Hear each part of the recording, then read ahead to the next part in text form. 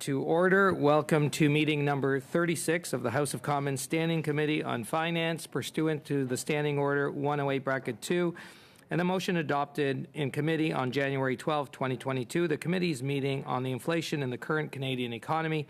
Today's meeting is taking place in a hybrid format pursuant to the House Order of November 25, 2021. Members are attending in person in the room and remotely using the Zoom application. Per the directive of the Board of Internal Economy on March 10th, 2022, all those attending the meeting in person must wear a mask except for members who are at their place during proceedings.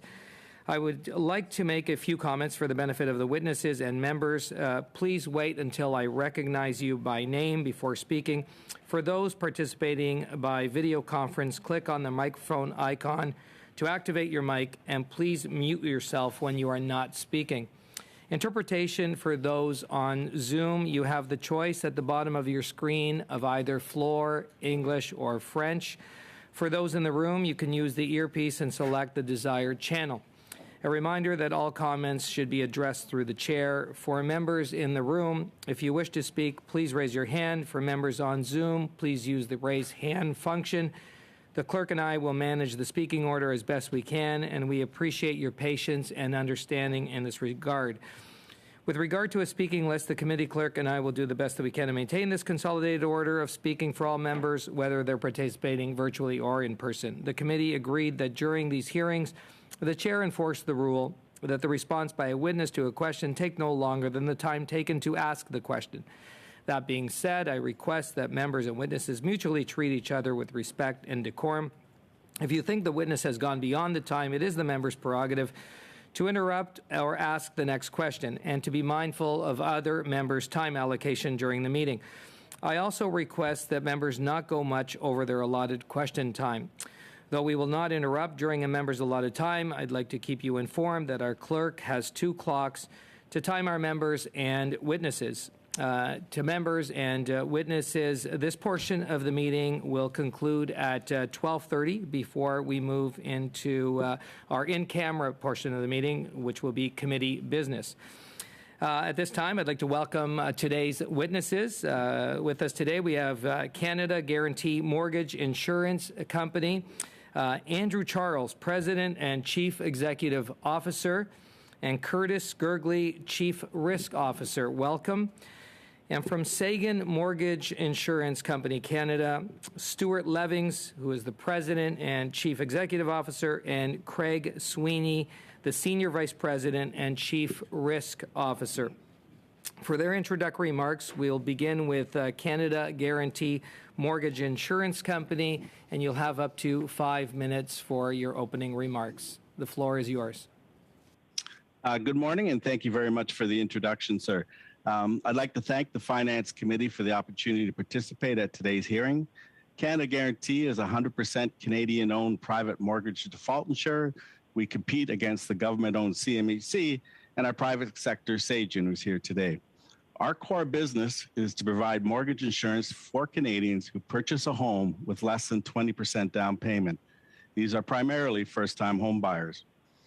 Our business, the mortgage insurance business, is extremely pro-cyclical. And while we're currently at a point in the economic cycle that features improving unemployment rates, rising house prices, and relatively low interest rates, I would point out that mortgage insurers are still seeing borrowers default from mortgages that were originated during the global financial crisis in 2007 to 2009 rather.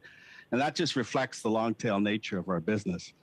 The key tenet of our business is to ensure we're there to provide stability to the financial sector when the economic cycle turns. And that the situation would be opposite of what it is today, where we see elevated unemployment rates, defaults are high, and house prices have weakened.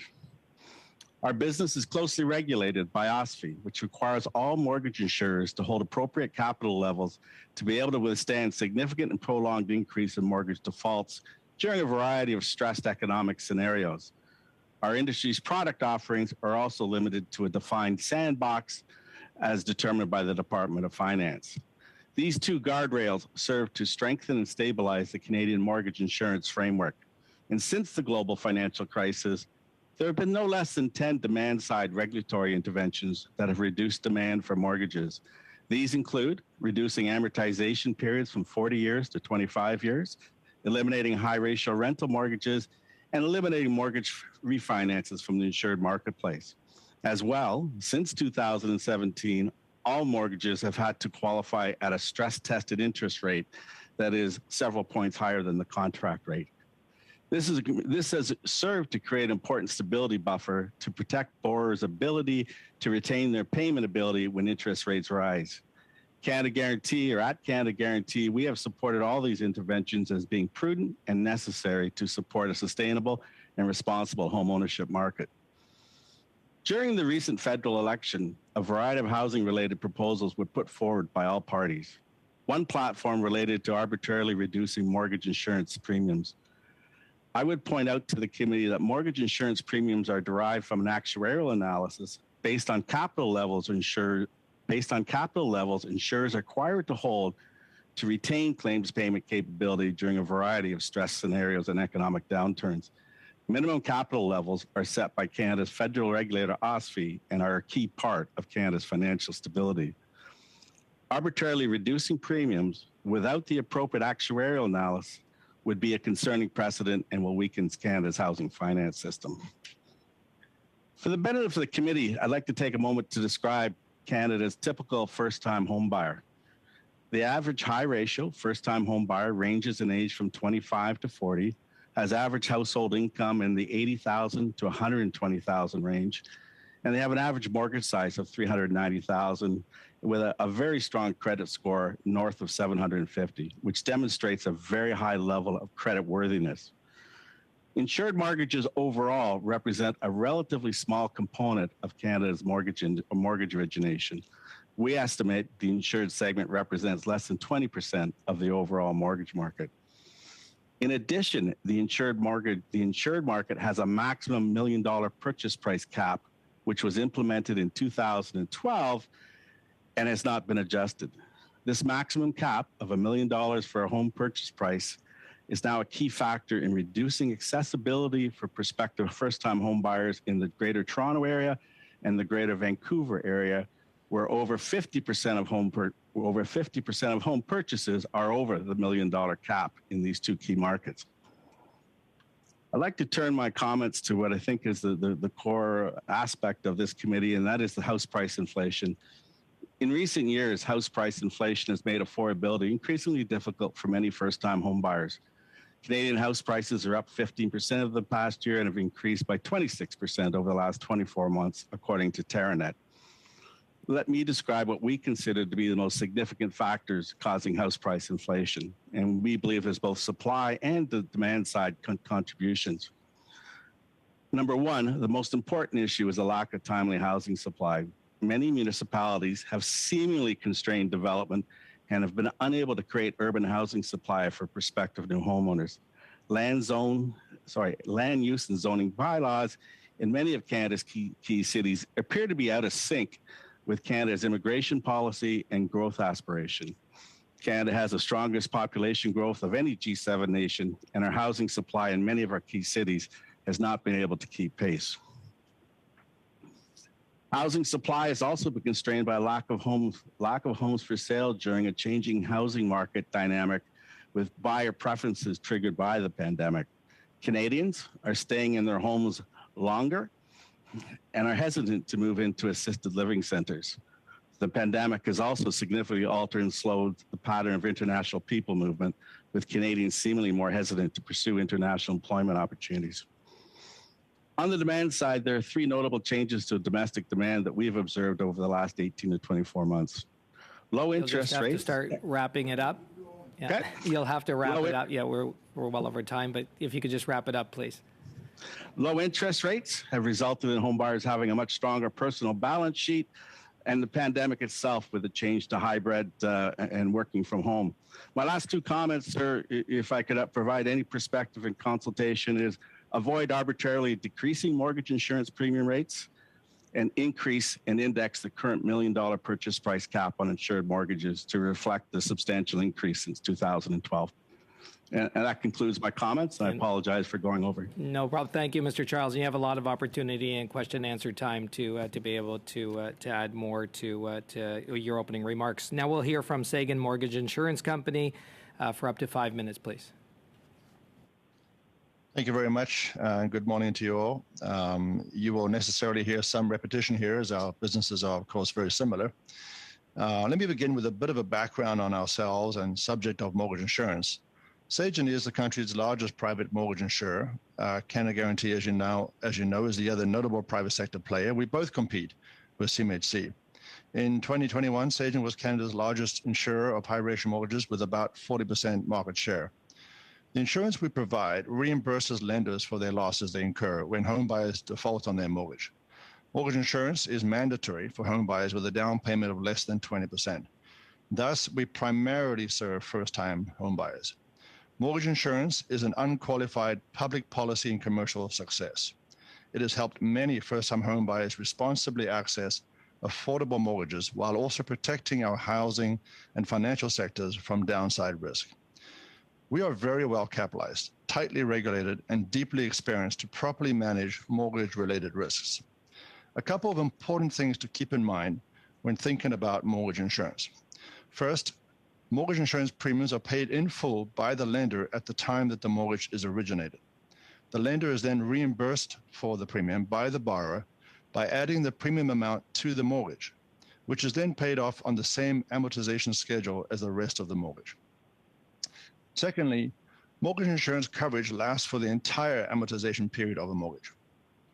As the premium is paid in full at the time a mortgage is originated, mortgage insurers cannot charge additional premium when economic downturns occur. Consequently, we price our product based on a full business cycle, as we must rely on our capital and unearned premiums to pay for future claims. Our insured first-time buyers are the most tightly regulated, rigorously underwritten borrowers in the market today. The stress test has only served to fortify that rigor. Mortgage insurers act as a second set of eyes on every high-ratio mortgage loan application, ensuring only borrowers who can afford their mortgage are approved. Our insured buyers reside in all regions across Canada, with the majority ranging in age from 25 to 45, with stable jobs and an average household income of $100,000 to $120,000. The credit scores are strong, averaging above 750, and they typically purchase homes priced below market averages. This is especially true for borrowers in Vancouver and Toronto. Before turning to your questions, I want to say that we agree that the rising cost of homes is a challenge for home buyers, especially first-time home buyers. Housing demand is driven predominantly by the need for a place to live, and our population growth has been strong. A lack of appropriate supply to meet this demand is the fundamental problem that afflicts Canada's housing sector and drives up prices. In support of the committee's work, we would make 3 observations. First, the federal government should do everything it can to boost supply of housing that is affordable, not just affordable housing. That means playing a coordinating and supportive role with provinces, municipalities, and the private sector. And it means taking direct action, creating incentives to boost supply.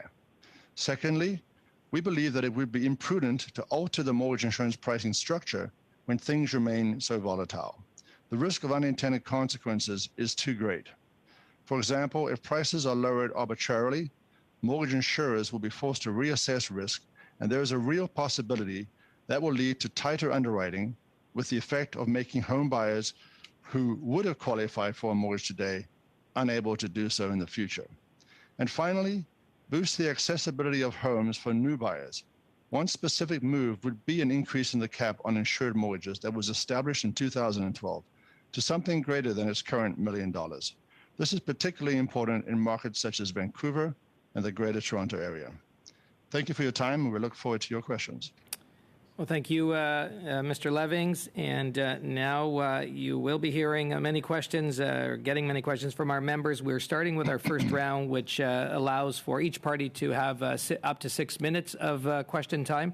And the Conservatives are up first, and we have MP Albus for 6 minutes. Thank you, Mr. Chair, and I'd like to thank both Mr. Charles and Mr. Levings for coming and lending their expertise to the committee's attention today.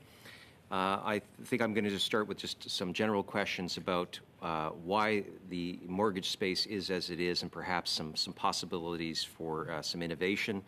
The previous Bank of Canada Governor, Stephen Pelosi, has mentioned in a few different times, in a few different formats, lamenting the lack of innovation in your space. So one of the proposals that I've seen is discussions around why longer than 5-year term, as 5 years seem to be the default for most of the market, although some Canadian financial institutions are doing 7 and 10. But just wanted to hear what you feel from your perspectives, why the 7-year to 10-year mortgage is not utilized that heavily in Canada versus the United States, where it's purchased every day by homeowners. Maybe we'll start first with Mr. Charles, and then we'll go to Mr. Levings. You have your mute on. If you can unmute, please. Thank you very much for the question, and it's a very thoughtful question because the 7-year and the 10-year mortgages have been part of Canada for a fairly significant period of time. And in my background experience, we've only seen modest uptake in that 7 and 10-year historically, and it's largely in perhaps Eastern Canada and more rural markets of the country. So I think it's an absolutely fair question. I think perhaps it's some of it is just consumer behavior, consumer comfortability, that the 5-year mortgage rate or the 5-year fixed term product historically, as it relates to first-time home buyers, sir, has always represented somewhere in that 70 to 80% range. In fact, 85% of our book, if you will, or our portfolio is in the 5-year term. So I think there should be more emphasis placed on that in terms of how do we expand beyond the 5-year to give that longer certainty of payments for borrowers. By and large, that's going to have to be a lender-driven initiative as opposed to a mortgage default insurer initiative. Great. Mr. Levins, do you have any comment? Yeah, I would just add that, I think one of the other sort of mindsets of consumers, particularly first-time home buyers, is that they are aware there's a penalty if you break a mortgage term. So the fact that most first-time buyers view their first home as a starter home with the intention of probably moving up at some point as they expand their families, et cetera, they're likely to want to err on a shorter side of a term versus the longer term that might appeal to someone who's more in their forever home and view it that they can manage through a 7-year cycle. So the case for looking at longer-term mortgages, and I'm citing a CD Howe article by Michael Feldman, where he says, addressing the mismatch between term and amortization, he makes the argument that there is some legislative barriers, but potentially taxpayers' exposure to the housing market could be reduced if a market were to develop for residential mortgage-backed securities, RMBS. What kind of place would such a market have for your companies? Would that be something you would see as another alternative where you could sell your products to? Any preference in who starts? Why don't we start with you, sir? You have the floor. I think the issue with that 7-year term and the sort of the residential mortgage-backed security market is just the predominance today of the 5-year funding structure for lenders and the issuance of 5-year commercial bond paper. And I do think that if they were to see merit and acceptance of a longer-term securitization vehicle, it would promote higher usage or higher offering of that term and perhaps at more appealing rates. For our business, the longer the borrowers are sort of locked in on a rate, the better, because it does add more financial stability. It does give them more protection from rising interest rates. And we know from experience that first-time buyers in particular have a higher risk profile in the first 3 to 5 years. Generally speaking, that's when they're establishing themselves in their careers. They're figuring out, the costs of managing a home. So once they get past 5 years, the risk of default goes down tremendously. So if you can extend more 7-year type paper to to borrowers, we think that would be very, very constructive for our industry. And it comes down to, again, the funding structure that's currently available, the RMBS market, the securitization market, and then finally consumer behavior on will there be a penalty if I have to break this mortgage. Yeah, fair enough. Mr. Charles, did you want to jump in? Yeah, I would agree with the essence of what Stuart or Mr. Levings has indicated. I'd point out, sir, that the RMBS market is still in its relative infancy. We've seen a variety of RMBS issuances, and we think that's going to continue to grow and develop, albeit not perhaps at the pace the industry would want it to see it develop. The other comment I would make, again, around 5-year terms for first-time home buyers.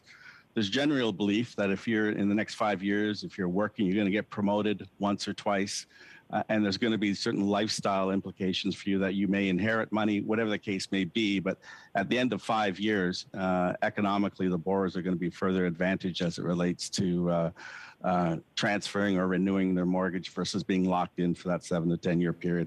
Thank you. But the longer the term, the better it is for the mortgage insurers from a default point of view. Thank you, and thank you, MP Albus. We're moving to the Liberals. MP MacDonald for 6 minutes. MP MacDonald, you're on mute. Thank you, Chair. You hear me now? We can hear you. All right.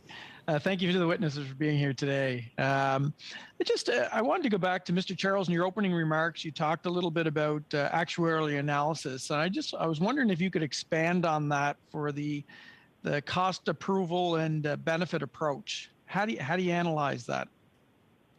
Well, each year as an OSFI regulated mortgage insurer, we need to calculate the amount of potential claims that exist or potential mortgage defaults that exist within our portfolio, both what's in our existing portfolio and also, sir, what's new flow volumes coming in.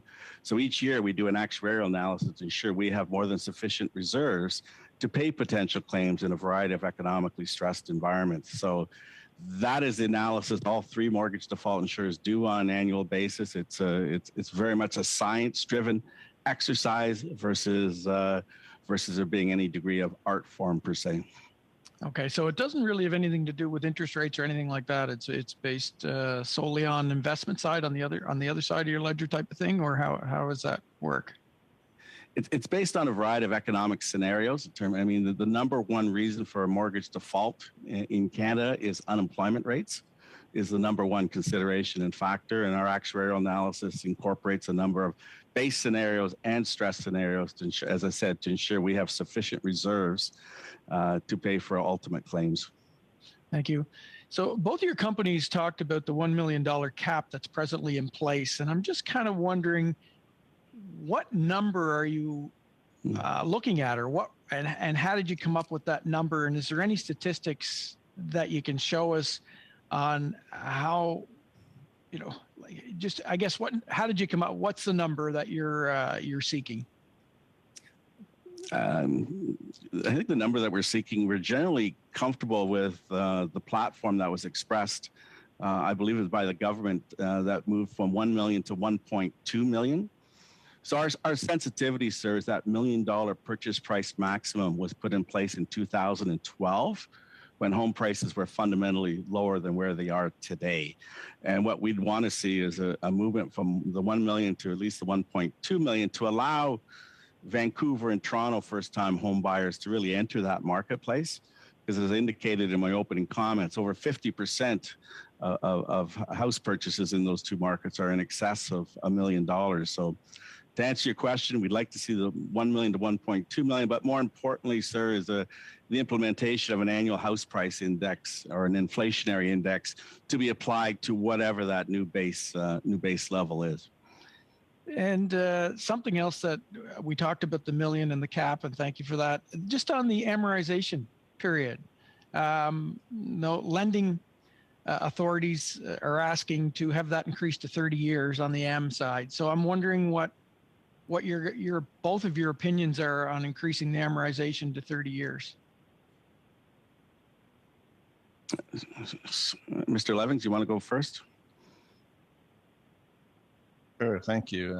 I think the basic principle here is that, the first-time buyer currently competes in the housing market against, seasoned buyers, move-up buyers, investors who often have more down payment availability because they are selling a home themselves that has a lot of equity built up in it. And in addition, they have access to a 30-year amortization. So arguably, they have more buying power. And our view is that the insured buyer should be allowed to compete at least on an even playing field in that regard, which would mean a 30-year AM be extended to them. I think there is obviously merit in the fact that a 30-year AM is somewhat inflationary in that it extends more buying power. But when you think about some of the comments we've made already to this committee in terms of how big of a role the first-time homebuyer plays, we estimate that somewhere in the 15 to 20% of all mortgages. They're not really the inflationary force in the market, and they're also buying homes that are on average a lot cheaper than the market averages. So just to level the playing field, we've often thought that a 30-year amortization max would be appropriate in the insured buyer space. Currently, it's limited to 25 years. Yeah. How much time do I have, Chair? MP McDonald, you've got a minute and a half. Okay, just touching on that, you talked about, you also mentioned obviously buyers that were, using the markets for financial investment. So can you give me a little insight on your opinion on the impact of increasing financialization in the Canadian market and how that's affecting first-time home buyers? Certainly, I'll continue. The financialization aspect really represented through investors. We have seen an uptick in that overall. I think, this is data we see externally, given we are not able to insure investor property purchases. So we are relying on external data, but it is evident that speculation has increased, and it always does during times of very strong housing markets. We think there's an element of speculation or investors that is healthy, because in some cases they do provide rental accommodation opportunities, but in many other cases, it's more about making money out of the housing market and turning them over, which is unhealthy in our view. It's not something we can do anything in terms of the first-time buyer or the insured space, given we don't play in that space, but we definitely think some of the measures we've seen already coming out from various levels of government aimed at dampening down some of that speculation is a good move and should be something that continues to be getting attention. Thank you. Thank you, MP McDonald. That's the time. We are moving to the block, and MP Satmari for 6 minutes, please. Oui, merci, Monsieur le Président. Bonjour, messieurs. Thank you, Mr. Chair. Good morning. Thank you for being here, to the witnesses. It's very interesting. My first question, so for Mr. Charles and for Mr. Livings, with the prices going up, we understand that there seem to be less access for first-time home buyers. With the effect that we have observed, would you say that your role is an increasing role or a decreasing role? So what are the consequences for your business? We can start with Mr. Charles, if that's okay. Very much. I would say that the larger issue for us as house prices increase, and they've increased significantly, is really largely due to the $1 million purchase price maximum that restricts the mortgage default insurers from supporting first-time home buyer accessibility in Canada's larger urban markets where there's been a strong level of appreciation. So, if I was to go back a decade ago, the percentage of insured volumes in Canada, if you use that as a proxy for first-time home buyers, was closer to 40%. You see today that our role is really becoming much more narrow to that 15 to 20% on the high end, but likely closer to 15%. So our overall role, if you will, is starting to become more moderate because of that $1 million purchase price maximum, sir. OK. Merci, Monsieur Livings. Vouliez-vous compléter? Thank you, Mr. Livings. Could you answer this as well? I would add that what we've witnessed over the last few years, and I'm sure it's the same for our competitors, is that the footprint where you see insured mortgages is moving further and further out of the major urban centers. And while that's where obviously first-time home buyers are going to buy, it's a negative for our industry, and I think overall, because you are seeing a move out of the more economically diverse centers where you want to be as mortgage insurers, because you need economic diversity. You need, that strength for periods of downturn in the economy. And if we end up being too concentrated outside of these major urban centers, you are going to see more volatility when tail risk occurs.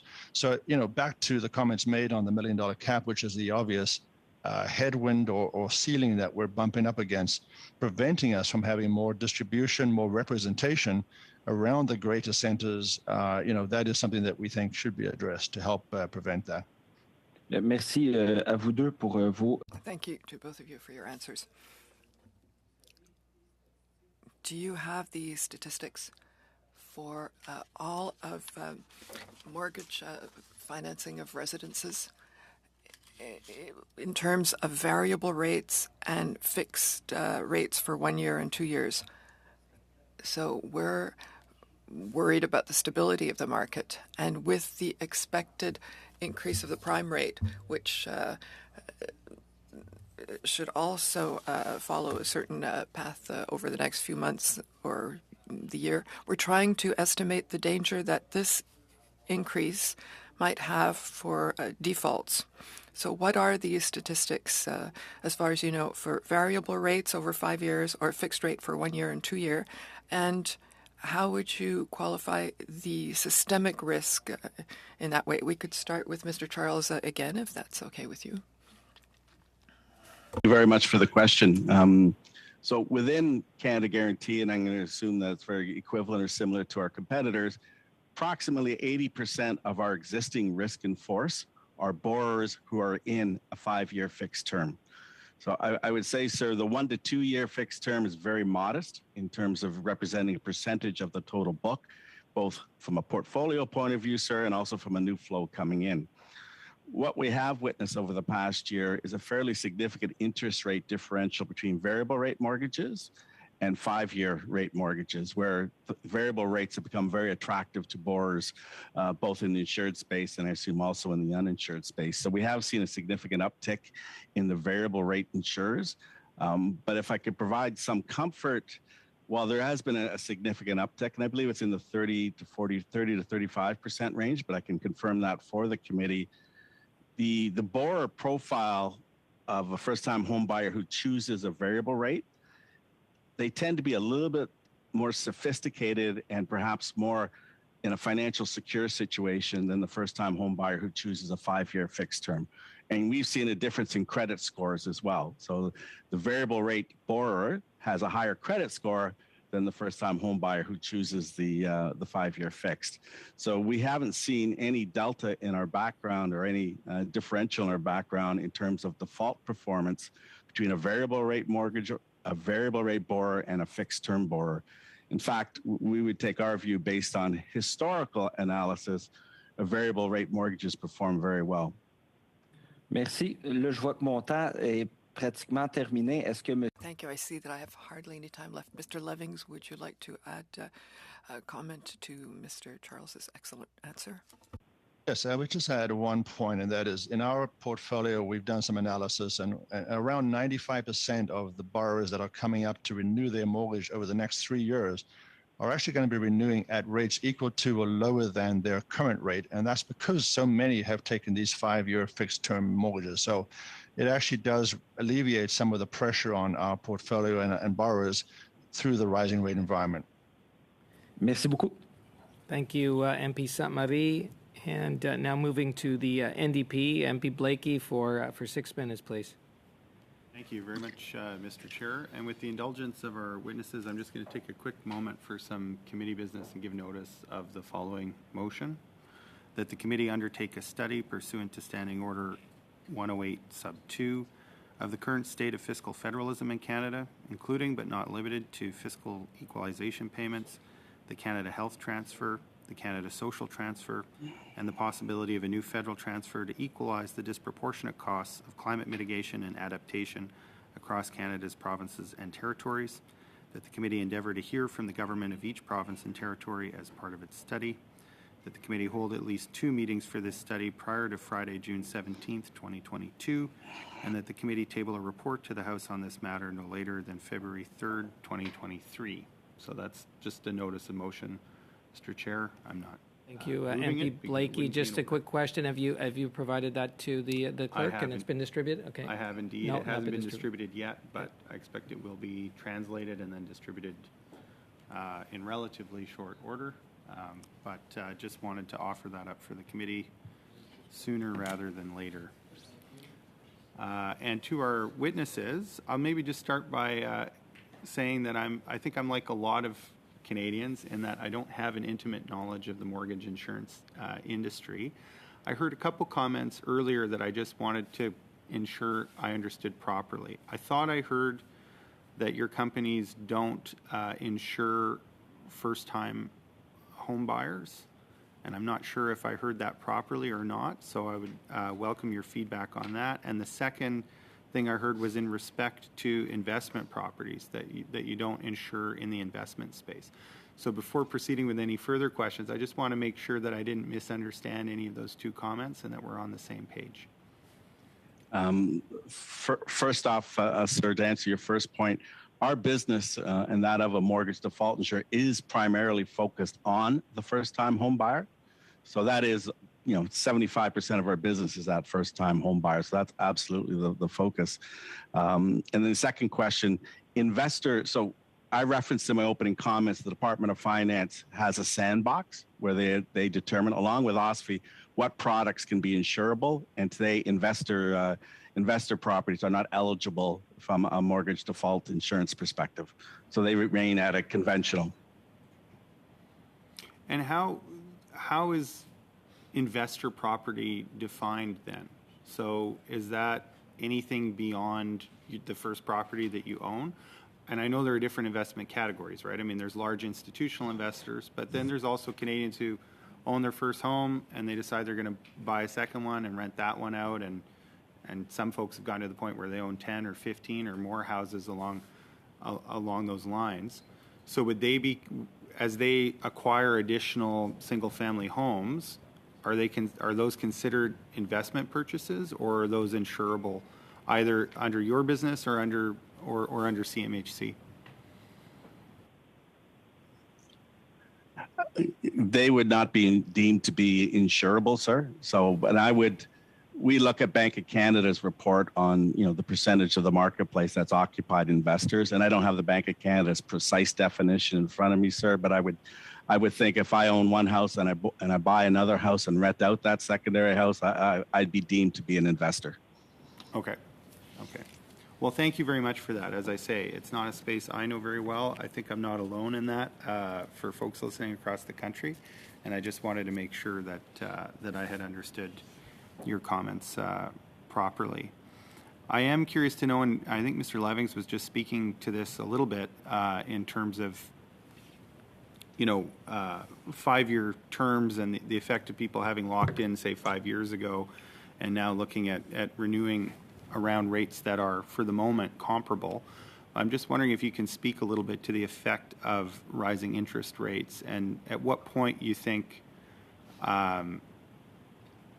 a higher interest rate would begin to show serious effects either within your own business or more generally kind of within the Canadian economy with folks struggling to be able to make their payments and maintain their mortgage. Yeah, let me address that. The rising rates have never been traditionally very highly correlated with defaults, delinquencies, and simply because generally in a rising rate environment, the economy is doing quite well. And secondly, there are a lot of options that borrowers have when they renew. So even if they were in a 5-year and they're now renewing and the new 5-year rate is too much and they think they would be under pressure, sometimes they can opt for a 3-year or even a shorter term, which temporarily gives them some reprieve. It's a lower rate generally, and perhaps they're just going through some disruption in their employment, and that gets them through. In addition to that, as mortgage default insurers, we do offer and have a lot of what we call loss mitigation programs, that allow us to intervene in a situation where a borrower is impacted perhaps by a higher rate that would otherwise cause them to go delinquent. And we're able to buy them some time or look at measures to adjust their loan together with the lender to allow them to continue on. And those measures can sometimes be renewing an extension on their amortization, which essentially brings down the interest rate, perhaps even allowing them to capitalize any arrears that they are in to allow them to continue on. So in a nutshell, there are tools available that really do mitigate the impact of a higher rate on a renewal. We see it as basically unnecessary to cause a default just because someone's interest rates can be a little higher. So the impact on our businesses is relatively muted. The impact, more broadly speaking, of course, is going to be seen more at the origination side. So people who are looking to buy a home who now have reduced buying power in an environment where what's available to them is just so limited because they can't reach the new required price level to get into the housing market. They're looking at a very, very limited stock of perhaps condos, semis, and towns. And that's the current situation. Most of the first-time buyers we see, if they're looking to buy anything under $700,000, the supply, particularly in the Greater Toronto area, Greater Vancouver area, extremely limited in what you can get for that kind of money. Okay, thank you. And thank you, MP Blakey. That's the time. Members, we're moving to our second round of questions, and we're starting off with MP Chambers from the Conservatives for 5 minutes. Thank you very much, Mr. Chair, and thank you to our witnesses for coming today. My NDP colleague, Mr. Blakey, actually took a number of my questions, but so we'll have some additional ones here that I hope we can benefit from. Just a question about how the mortgage market operates. When CMHC changes a premium rate, are you obligated through regulation or otherwise to also change your premium rate, or do you just reflect, like kind of market forces require you to, change your rates in the same fashion? Yeah, we're not required by a regulatory driver to match either up or down. That said, sir, CMHC has historically been the price leader or the price maker in a relatively modest-sized oligopoly, and our lenders, the majority of our lenders, sir, operate on a system-driven toggle, where they said X number of deals would go to CMHC and allocate X number of deals to Canada Guarantee and to Sagen. And if there was a pricing differential, let's say CMHC was to reduce premiums, you would see a fairly significant flow volume be diverted from the private sector, perhaps, unless they matched, and go to CMHC. So it would be relatively instantaneously to see the market change. Okay, thank you. Thanks for the clarification on the investor class. Does non-resident foreign purchasers, are they insurable through mortgage insurance as well, or is it the same as investors? We are able to insure foreign buyers, not if they're buying as an investment, but if they're here as a new to Canada and they're buying to occupy, we are able to insure them. Okay, thank you. Have you been asked by StatsCan or the Department of Finance to provide, information on foreign purchasers? I mean, we've spent the last number of years having a really difficult time determining what kind of activity that makes up in the market. We do provide a fair bit of data actually to both the Department of Finance and OSFI, including the level of what we would call new to Canada purchases. But I would indicate that it's an incredibly low level that are coming in as buyers on the insured space, given that these are people that generally speaking, if they're foreign buyers for investment purposes, we can't do. So we see, single-digit levels of new to Canada in our portfolios. Okay, thank you. That's very helpful. So it's just a smaller portion of non-resident purchasers, so it wouldn't capture all of it. Perhaps as an additional point of clarification on that, we also see low single-digit, but the majority of new people coming to Canada first get permanent residence and then enter the housing market. Not that many of them actually come into the housing market day one once they've emigrated to Canada. Thank you. We had CMHC testify in this committee, and it was suggested that CMHC is trying to grow its market share from somewhere in the 30s to somewhere between 40 and 50%. I just look for a comment from both witnesses on is there part of the market that CMHC serves that you don't serve, and that makes sense, or how does it work competing against a government-funded agency that's all of a sudden decided to change its strategy yet again and grow its market share when it was actually trying to reduce its size over time? Yeah, we basically compete with CMHC as we would with any other competitor, and I would say there is really no area of the country or product type that they offer that we don't as the private sector. And I would say that our view is the nature of the industry is such that we think they are probably around a third of the market would be an appropriate level for them. Currently. They are coming back from an extremely low level, having pulled out of a segment of the market during the pandemic, where we and our other private sector competitor here, Canada Guarantee, continue to support the market. But in all truth, we compete as if they were another private sector player, and there really is no other differences other than the level of service we provide to our customers. And perhaps just one quick question for the both of you, yes, no. Do you think in this current market environment that now is the time for additional demand side proposals from the government? Mr. Charles, do you want to give first-time buyers additional money or to make it easier to bid on houses? Is now the time for that? Yeah. It's a very difficult question because I'm very sensitive to piling on stimulus in a marketplace that is particularly heated. However, I would say in that first-time homebuyer segment, sir, which represents less than 20% of the market, I believe there is room, particularly on the 2012 insured purchase price maximum, to adjust that. I would agree, and I would add that the 30-year RAM is perhaps the one other measure that I would consider appropriate, but nothing beyond that. Thank you very much. Thank you, MP Chambers. Moving to the Liberals, MP Zarowitz for 5 minutes. Thank you, Mr. Chair. I'm actually going to move a motion.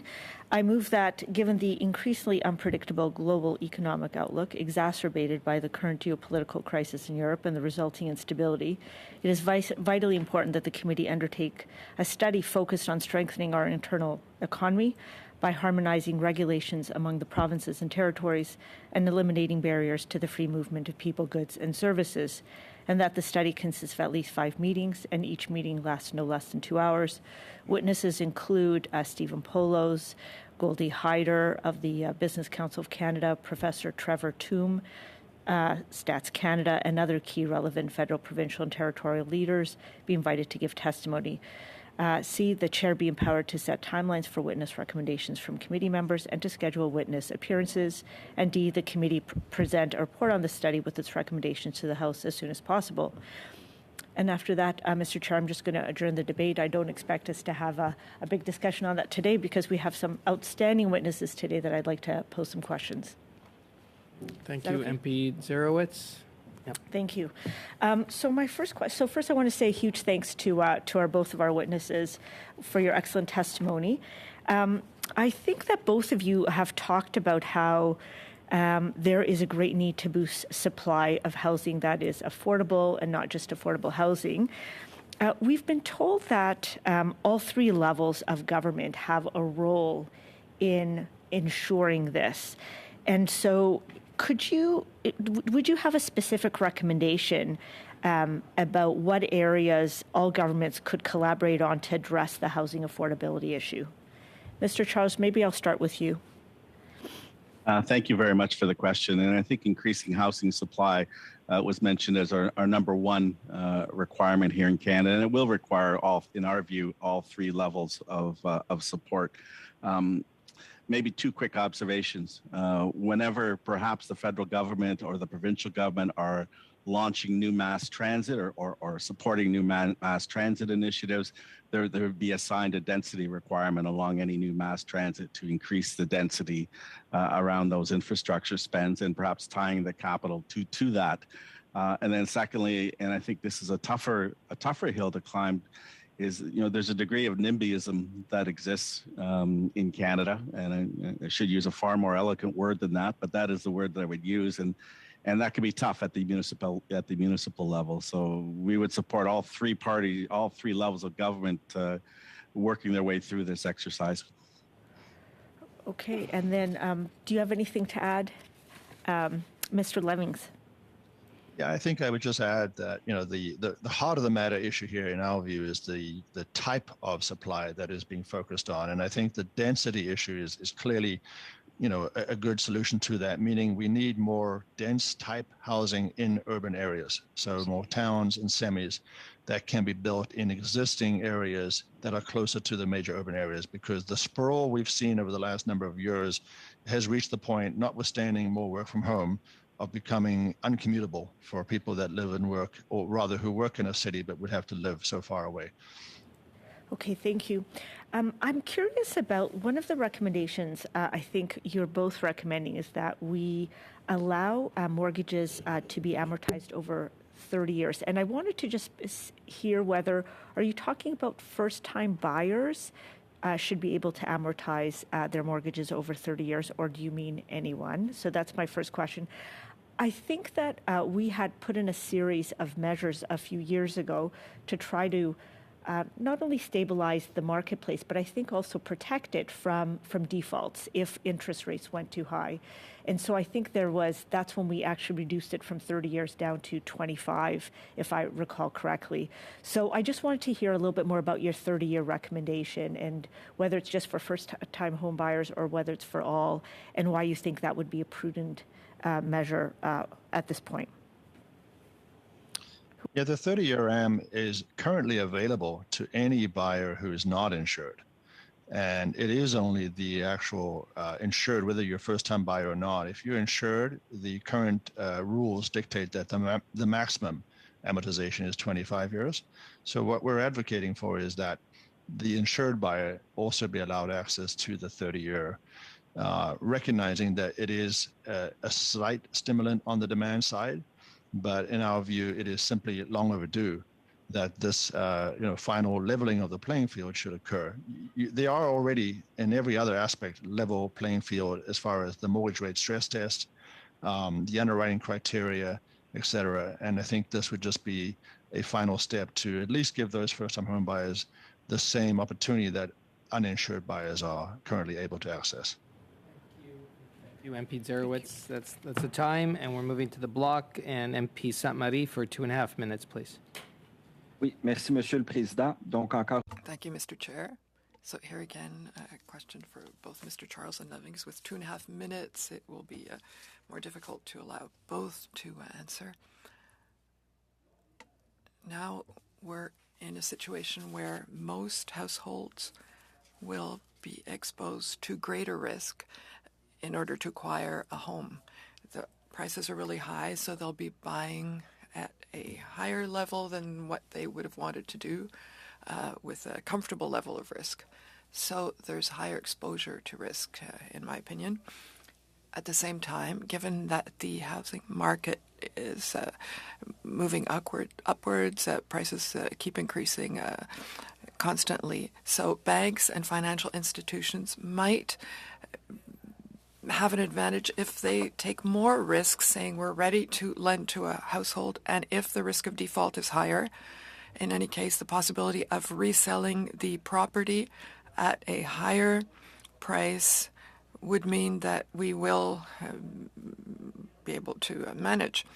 So we come back to the situation that we had that brought the crisis in 2007, 2008, 2009, especially in the U.S.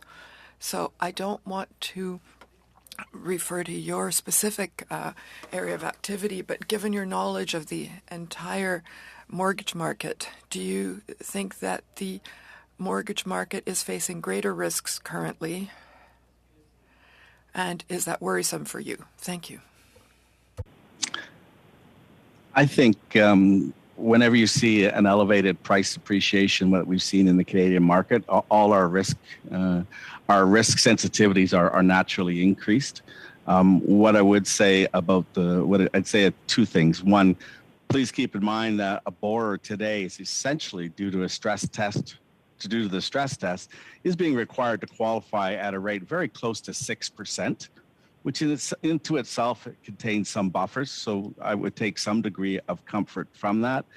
My experience and my assessment of Canada's lending institutions, the majority of whom are also OSFI regulated, much like the three mortgage default insurers, seldom would look at at someone looking to flip. I mean, I think the primary motivation of banks and of lending institutions and insurers is to look at the housing market as for shelter. It's not always the case, but it's primarily for shelter, and I think they take a very responsible credit adjudication process. I would just add that, in our discussions with lenders, which we do on a regular basis, the dialogue often centers around what other precautions are we taking in our business, given we do take the low down payment mortgages, what measures are we sort of taking on how we value properties. So there is a lot of back and forth, and I would argue that lenders are thoughtful about the environment and how best to mitigate that risk. Thank you, and thank you, MP Saint-Marie. Moving to MP Blakey for 2.5 minutes. Thank you very much. So understanding that investors don't have insured mortgages, I am nevertheless curious to know, I mean, particularly we've heard around this table of, investors who maybe bought an initial property and then used the rapid increase in the value of their assets to leverage another purchase and so on, and given the stark rises in asset value year over year for the last number of years, that's allowed people to acquire a number of properties if they're in the business of doing that. I'm just wondering if you have any comments, have done any thinking about what risk their exposure in a context of rising interest rates, and particularly not being insured, represents to the market, either to your business specifically, or if you have any thoughts on what we, from a public interest point of view, ought to be concerned about in the nature of that activity and the lack of insured mortgages in that space.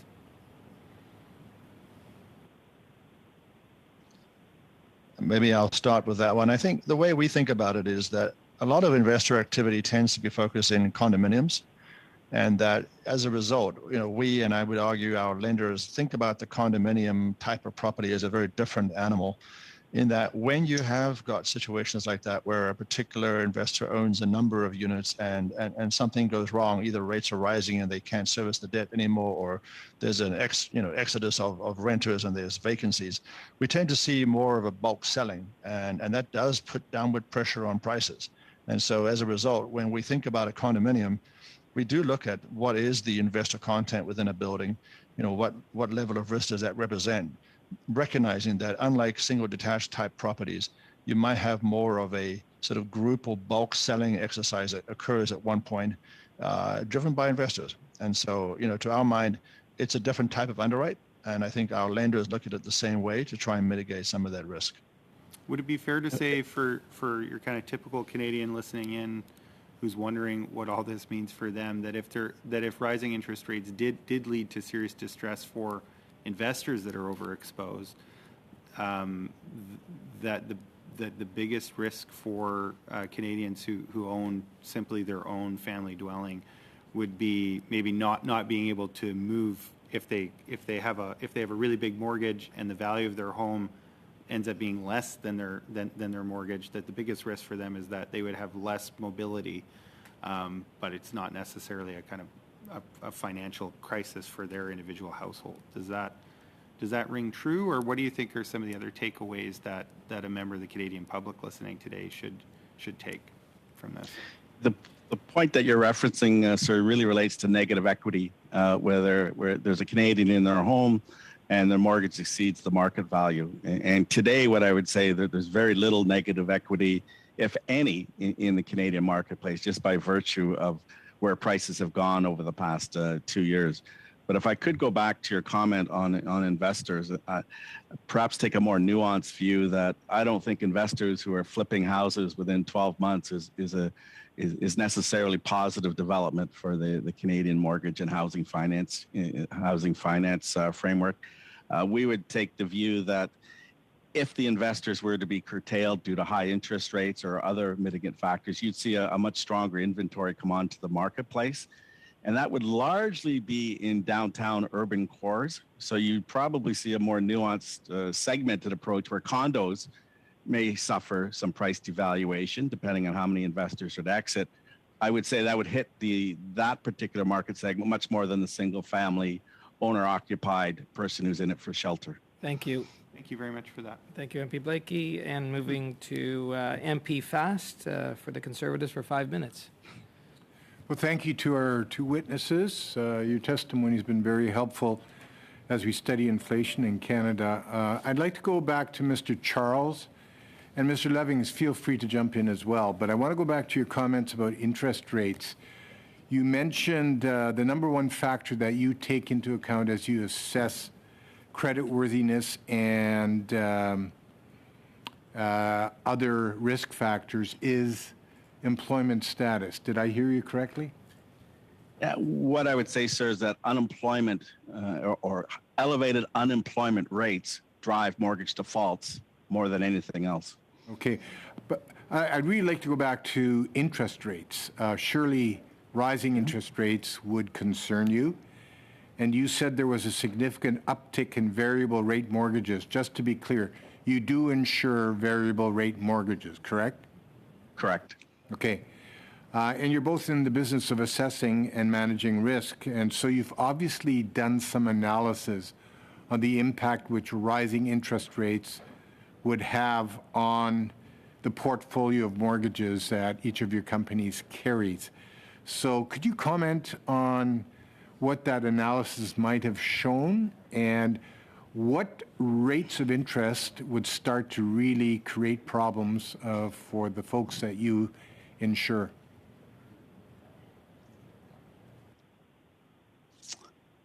Maybe what I would say, sir, just as a feature of the variable rate mortgages, and then we can come back to any analytical work, is if you are a variable rate borrower, of whom we do insure, you have that ability to convert to a fixed term product at any time in your tenure as a variable rate borrower. So if you're a borrower who's in a variable rate mortgage and you see a rising interest rate environment, we'll see a lot of conversions, and lenders will see a lot of conversions from variable rate to fixed term.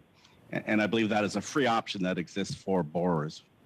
But to my exact question, which is, at what point in time do rising interest rates start to represent a very significant risk to your portfolio of mortgages? Curtis, do you have I'll pass that off to my chief risk officer who may have more precise analytical support. Yeah, thanks, Andy. I would say, much over everyone does qualify, sort of to Andy's point, at the qualifying rate, which is 525. So even people in variable rates today, which you can get a 1.5% variable rate, they are actually qualifying at a 525 rate. So I would think we wouldn't start to have any difficulties until you got into maybe like a 4 or 5% increase in interest rates, which when you look at forecasts, no one is forecasting at the moment that much of an increase. But if it goes up 2%, I don't think we'll see a big default problem. Thank you. Have either one of you done a comparison between housing affordability in the States and Canada? And if so, what are those differences, if there are any, and what are driving those differences?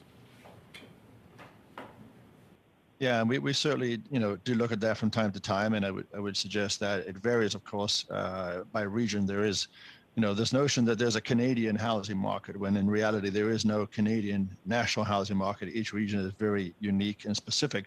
But in the major centers, Toronto, Vancouver, they compare very, very similarly to the major centers in the U.S. for the same reasons. Interest rates are where they are, but house prices are very high in all these major cities, whether it's New York, San Francisco, et cetera. Once you get outside of those, I think there is definitely a general acceptance that affordability is a little bit better still in the U.S., given that they have a lot more supply. They have a lot more availability of housing stock, where Canadians, we tend to be more concentrated around the major centers, and therefore we do suffer from this, systemic undersupply issue. Are either one of you familiar with the shared equity program that the government announced 3 years ago? Yes. The take-up has been underwhelming, and I'd like to know whether there's a greater role the private sector could play in delivering this program more effectively and perhaps in a more timely manner. I think as it relates to shared equity and to get it, there has been very modest uptake. I think on a flow basis, it represents 2 or 3% of our total flow, maybe 4%, but low single digits. I believe Canadians just have a general reluctance to share any upside in their homes with the government. I don't see, and there's a variety, sir, of a number of private shared equity programs that have emerged on the marketplace. But I believe the underlying premise that Canadians want to share in any upside is unproven at this point. Thank you. And that's the time. Thank you, MP Fast. We're moving to the Liberals, MP Châtel, for 5 minutes, please. Merci, Monsieur le Président. Et avant que je commence... Thank you, Mr. Chair. And before I start with the questions for our two excellent witnesses today, and because the markets are going to play a very important role in the transition towards a green economy, I would like to propose a motion that the committee undertake a study on the current state of play on A, green finance, B, green investment, C, transition finance, and D, transparency, standards, and taxonomy.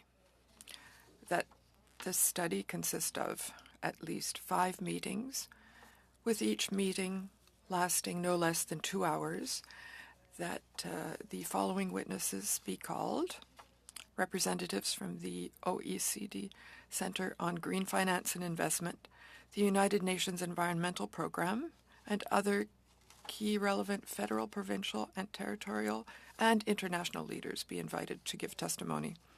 Also, Peter Rutledge, Superintendent at the Office of the Superintendent of Financial Institutions, Kathy Bardswick of the Sustainable Finance Action Council, Ms. Barbara Zahn, Mr. Mark Carney, and Mr. Dan Bresnitz as individuals, and representatives from the International Sustainability Standards Board.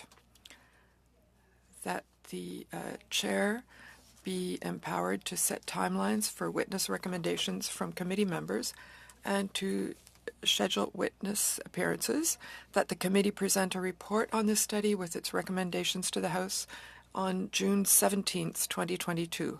I don't want to debate this for the moment, so I propose to adjourn the debate and to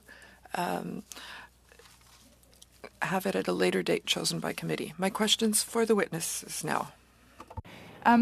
There were rising issues of home affordability in major cities before the COVID pandemic. But something we saw during the pandemic was that the overheating of secondary markets in smaller community was present.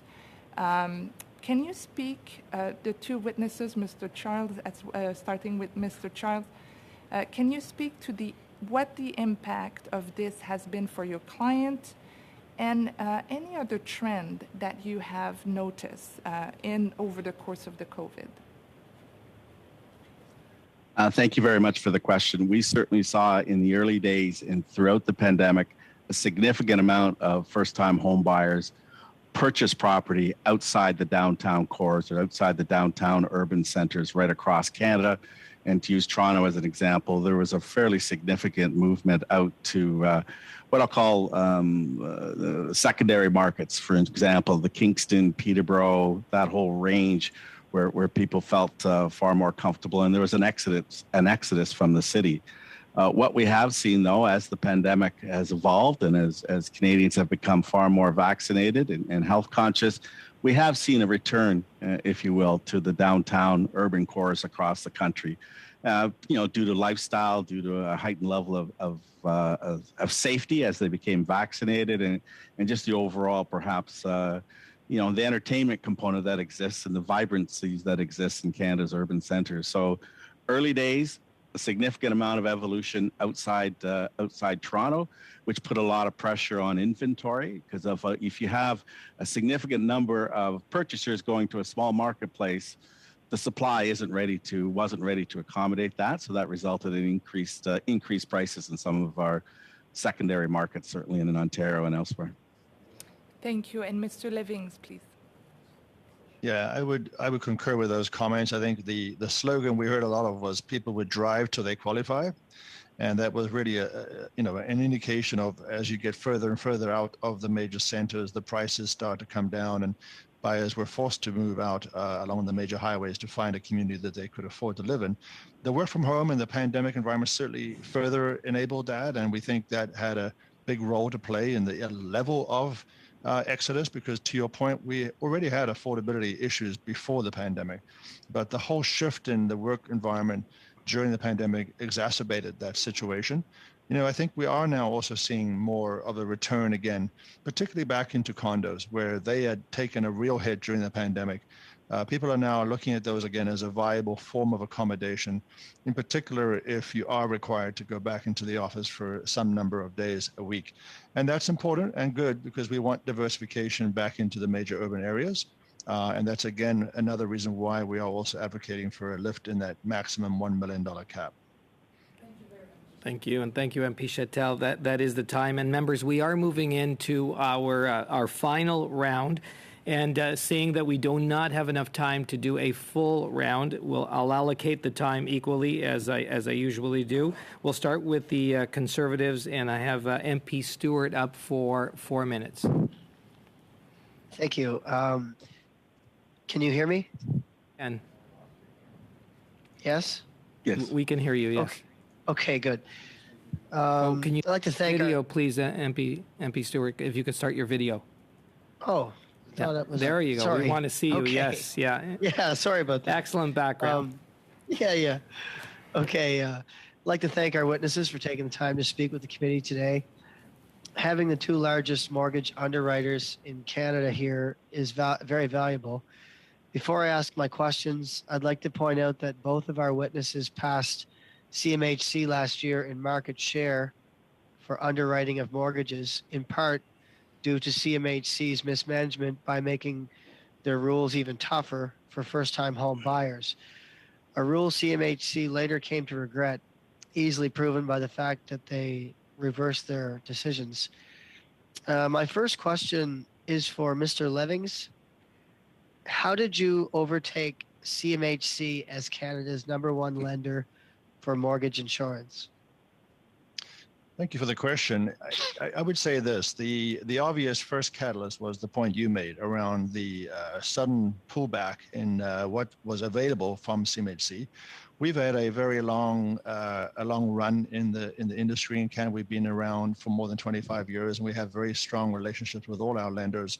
And we've always aspired to provide an excellent customer service. So once the major player at the time withdrew a significant portion of mortgage insurance available to their consumers, their borrowers, lenders naturally turned to the private sector and asked, are we going to follow suit, or are we going to continue to support the industry and borrowers? We naturally assumed that lenders needed the support and consumers needed the support to have ongoing access to mortgages during the pandemic, and we chose to stay the course. As a result of that and our underlying strong service, it was a fairly quick market share accretion that followed that took us up to be #1 as the mortgage insurer in Canada. Thank you for that. I appreciate the answer. Do you feel, Mr. Levings, that Canadians trust you more than CMHC?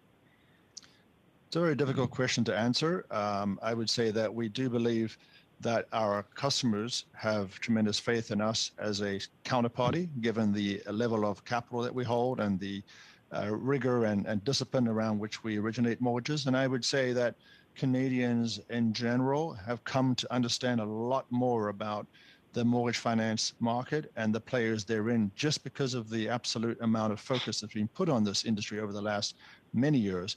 And as a result, they understand and know the role that we as mortgage insurers play. And I think they do have faith in the private sector at this time. Thank you for that. Mr. Levings, a couple of questions here. I'll kind of ask them both. What role do you see CMHC playing in the future? And do you feel there is a need for them in the mortgage insurance space anymore? I'm just curious to see where your thoughts are on that. Look, competition is important, and we value competition. We think it's good for consumers. It helps to keep us all on our toes. And I would argue that we're all, at least track record would suggest, responsible competitors. And I would suggest that there is a role for CMHC to play as one of those competitors. I think the days of them being a significantly dominant player, a 50% plus market share, are likely over. And I think that the role that they play today in the 30 to 35% market share level is good for our industry, and good, more importantly, for the consumers that at the end of the day, the ones that are getting the homes. Thank you, Mr. Levings. I appreciate your responses. I'd like to extend the same question to Mr. Charles. Same question: what role do you see CMHC playing in the future, and whether or not you feel there's a need for them in the mortgage insurance space anymore? Yeah. So CMHC's played a very strong stabilizing role in Canada since the end of the Second World War. I would say the following: there's no need or requirement for CMHC to take on a predominant market share. One of the interesting aspects of the pandemic is that Canada's housing finance system worked very well with the two privates representing more than 70% of the mortgage insurance flow in Canada. And I think to some extent that was a bit of an acid test, if you will, during the early days of the pandemic, when economic uncertainty was a really key consideration. So as it relates to mortgage default insurance, CMHC, in our view, isn't required to play a much more significant role. And it's a hard fought, market share matters. I would say risk management matters just as much as market share, if not more. And we always want to be very thoughtful about the risk we're taking on. Thank you, Mr. Charles, and thank you, MP Stewart. We're moving to the Liberals. MP Baker for 4 minutes, please. Thanks very much, Chair, and thanks to all our witnesses today. I found your testimony today very, very insightful. I've learned a lot. Thank you. First of all, I just wanted to circle back, Mr. Levings. Maybe I'll start with you. I believe it was you who was speaking about this earlier. So what I've heard from the two of you today is that the primary risk for defaults is driven by unemployment rate. Is that correct? That is correct. Yes. Okay, thank you. And I also heard, and I know that Mr. Gurley was helping to respond to this question, but I just want to make sure I understand this part as well, that the way that mortgage loans are offered or originated, I believe is the terminology, is in such a way that when lenders make the loan or originate the loan, that they price in a little bit of flexibility to ensure that there's tolerance, if you will, for interest rate scenarios that might change. So in other words, they take into account the fact that that interest rates may rise and what the impact of that would be on the payments that the mortgage holder might have to pay, the homeowner has to pay, and they price in a little bit of flexibility so that if interest rates go up, the borrower can still afford to pay the mortgage. Is that correct? That is correct, yes. We are required to have a stress test interest rate that's currently 5.25%. Okay. And so so it sounds like what I'm hearing is the risk of significant default due to interest rate changes, the way you've characterized it today, the group of you have, is very, very low. Is that right? The risk of that is very low?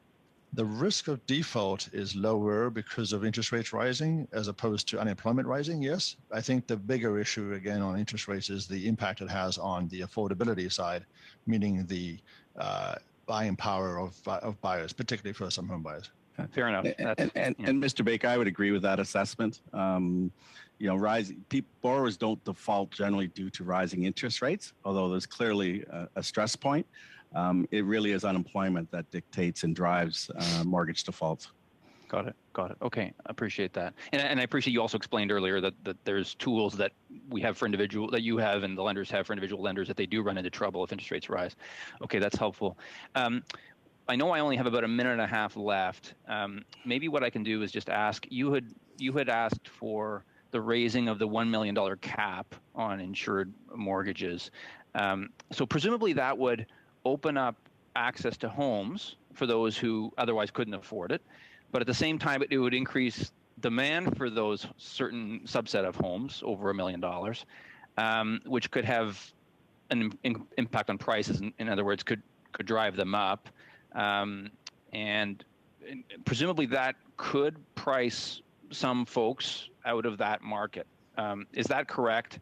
And as policymakers who are concerned about ensuring that as many people as possible have access to the purchase of a home, which of those two effects is greater? Like, in other words, if government were to do what you ask, would more people have access to a home or fewer people have access to a home? I think we would take the view that more people would have access to a home, particularly, and I want to be clear on this, particularly in the larger markets in Canada, particularly Vancouver, Hamilton, Toronto. We're not suggesting that this is a necessary metric or policy maneuver for Moncton or Fredericton. It's really is those housing markets where affordability is stretched, and we view this as increasing accessibility. It's quite possible today those borrowers are going into the marketplace as a conventional mortgage with the assistance of the bank of mom and dad.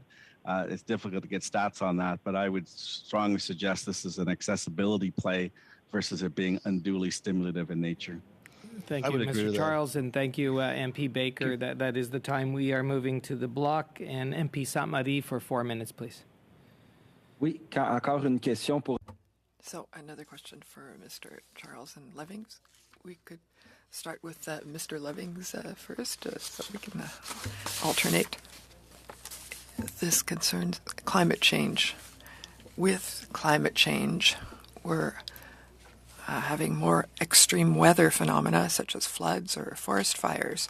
I'd like to know how you take into account climate risks in your activities, and how would you describe the level of concern that this represents, and can you give a figure to the costs related to this? So we could start with Mr. Livings. Thank you.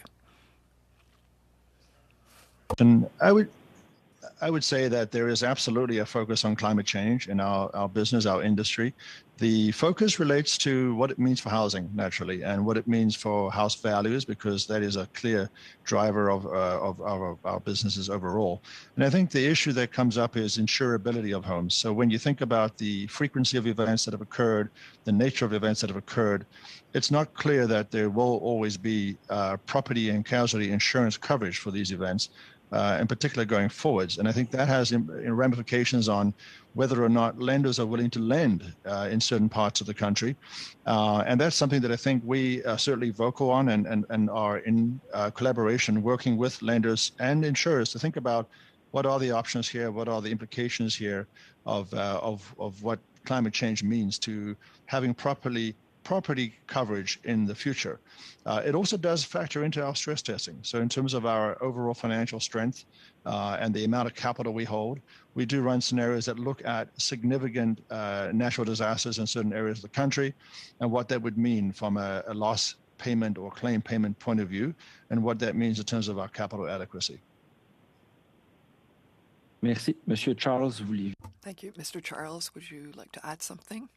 I would concur with the statements made by Mr. Levings. I would also note that due to climate change, we're seeing, as an example, more flood zones created in Canada where lenders won't lend. So there's a direct implication that maybe 20 years ago, those flood zones did not exist. They exist now as a tactical example where lenders won't lend anymore and we won't insure as a result of implications from climate change. Merci. Ça complète mes questions. Thank you. Those are all my questions, Mr. Chair. Merci, MP Sainte-Marie. Thank you, Mr. Sainte-Marie. Moving to our final questioner, which would be for the NDP, MP Blakey for 4 minutes. Thank Thank you very much. We touched on this issue a little bit earlier in response to one of Ms. Chattel's questions, but I wanted to talk a little bit more about kind of demand realignment in the housing market over the last couple of years, because we've heard a lot about quantitative easing at this table and the role that it may have played in increasing house prices. But we've also seen people what they want in a home change considerably with remote work. We've seen people, feel free to maybe live in places that before weren't practical because of where they work, and remote work has made more places available to Canadians to live while maintaining their current employment. I just wonder if either of you have some thoughts about how some of those factors and kind of realignment of demand, whether it's for a larger space, a yard, living out of town, whatever it is, have had an impact on housing prices in the last 2 years. Yeah, I'll take a crack at that. I think the quick answer is absolutely it had an impact, and that is what we saw in this moving out into the further flung suburbs. It was ready to acquire more space and to acquire a single detached type of home where one could have, somebody, perhaps even a couple working from home, maybe even children at home while their school was virtual. And that has put that pressure on house prices in these regions that they hadn't seen before. We do think that some of that effect is waning now. And as the pandemic winds down, hopefully, and as we see some return back to office, that should reverse a little bit of it. Obviously, we're not expecting any kind of major pullback or correction in prices in these sort of communities, but we do think that the upward pressure on prices there will ease naturally over the next little while. It is something that goes back to one of our comments around supply and the type of supply that is needed. It's the right type of supply. We're not looking for more 300 square foot condominiums to be built, because that does not serve the market. That might serve a very, very narrow niche investor type demand. But really, we need homes that families can live in, and that means more 2-3 bedroom type units, which likely means larger condos or more towns and semis to be built. I think, Mr. Blakey, just to add to that, is the unknown. Correct. The unknown at this point in time is the work from home, is the hybrid model. Is it sustainable? And what does the future workforce look like? And that will have an impact on pricing in these secondary markets that we've referenced. And do either of you have any insights into how, we know we have a national housing strategy such as it is. There are provinces that are making attempts to try and build more units to increase supply at various points on the housing spectrum. Do you have any insight for, given that some of these factors relating to demand for certain types of housing have been very dynamic in the last couple of years? Do you have any insights into how you try and incorporate that into public policy work that's attempting to address the supply side of the equation? I don't have specific insights other than opinion, and it's going to require a significant amount of heavy lifting amongst all three governments to be able to create more high density housing in Canada's urban centers, and we feel that's where the issue is. It's your large urban centers, sir. Thank you very much, Mr. Levings. Any final thoughts on this matter? I would agree. It's really around zoning and allowing for that, break away from that single detached family zoning only. That's at the heart of the matter, and that's understandably a challenging one, but it's what needs to happen. Okay, thank you both very much. Much appreciated. Thank you, MP Blakey, and I want to thank our witnesses for coming before our committee, for your remarks, your testimony, your answers to the many questions. You are definitely experts in everything housing, and it is a big national pastime here in Canada, and will inform our inflation study here before our committee. Thank you for coming before us and for providing us your time. And that's on behalf of all the members of the committee, the clerk, the analysts, the interpreters, and everyone here. So thank you very much. We want to wish you a great day, and we look forward to incorporating much of what you have said into our report. Thank you. Thank you very much. Thank you very much. So Members, at this time, we're going to proceed to committee business. Now, those that are virtual, you'll be moving, as we move to in-camera, you're going to be, you should have a Zoom meeting access new link, and we'd ask that you go to that new link provided by the clerk and switch over, and we'll wait for you till you come back. Mr. Chair, just as that's happening, so maybe a point of information, clarification from the clerk or yourself. If there's information we would like to, or a question we would like clarified by a previous witness, I'm just thinking in the context of an answer that these witnesses gave today about not insuring investor mortgages, wanted to clarify CMHC's role in that market. Is that question best put through the clerk to CMHC, or is that something everyone has to agree on if it comes from the committee, or is this something I should be reaching out on my own? It's a great question, MP Chambers, and I guess through the clerk is what I'm understanding. That would go through the clerk. Okay, so I'll put something together and get it to the clerk. Thank you. Yes, that would be great for our committee. Thank you. Yes, we'll suspend at this time.